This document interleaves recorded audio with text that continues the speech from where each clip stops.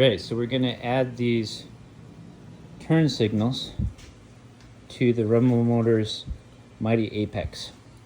Got them all mounted on the mounting brackets for the headlights.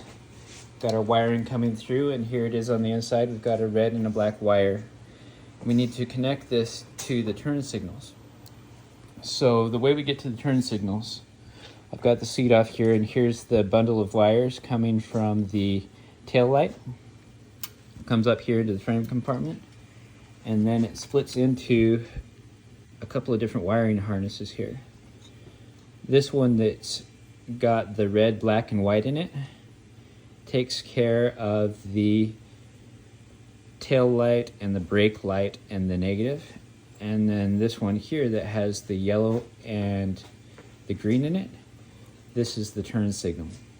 So I'm going to have to hook the right into one and the left into the other, and then I'm going to have to pull my ground from someplace else.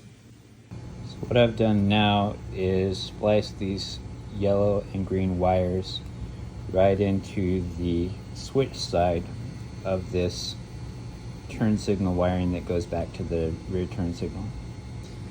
And then I can bring this around to where all of my front light stuff hooks in so that I can get my turn signals wired up. Right, so here we are all hooked up.